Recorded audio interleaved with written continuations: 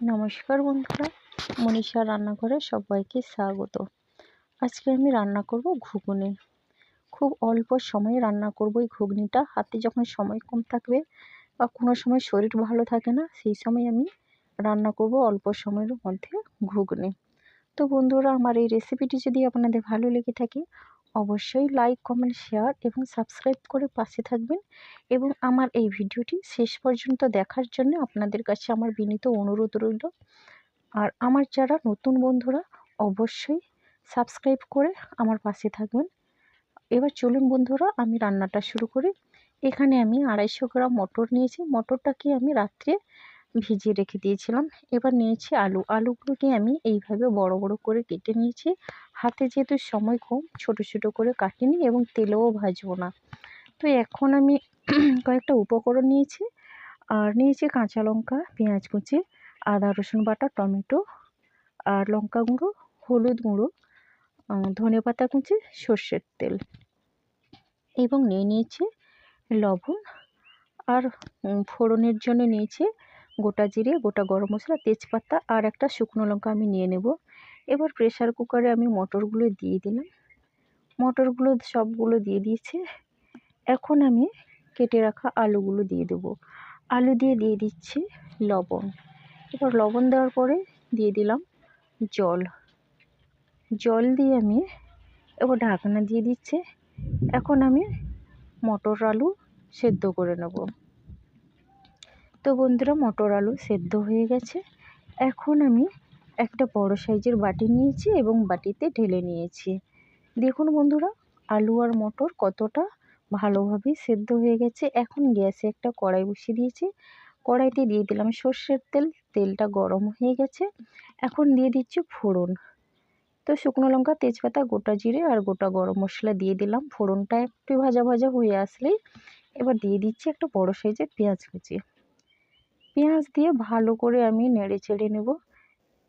এবার পেঁয়াজটা একটু ভাজা ভাজা হয়ে আসলেই দিয়ে দিচ্ছি হাফ চামচ পরিমাণ চিনি, স্বাদ এবং কালারের জন্য।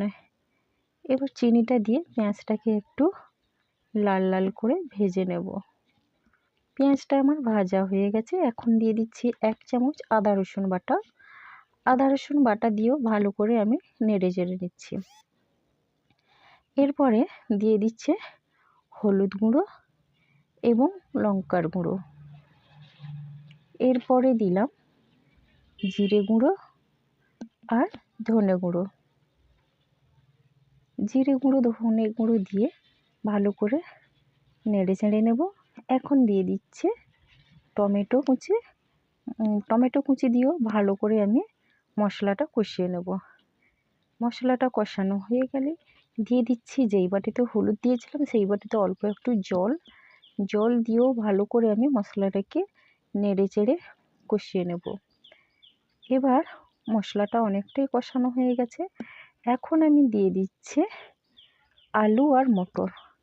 এবার আলু মটর দিয়ে ভালো করে নেড়ে চেড়ে নেব এবং আমি খুন্তি দিয়ে আলুগুলোকে এইভাবে ভেঙে ভেঙে দেব।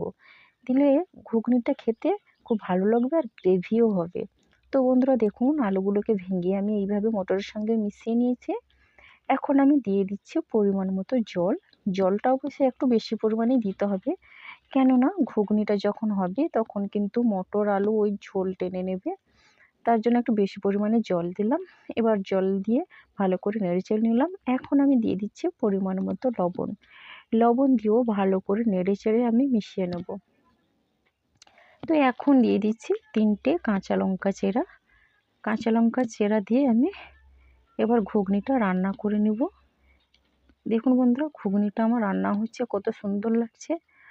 আর এইভাবে আপনারা অবশ্যই একদিন ঘুগনি বানান, দেখবেন খুব ভালো লাগবে। হাতে সময় না থাকলে আমার মতো করে অবশ্যই একদিন বানাবেন।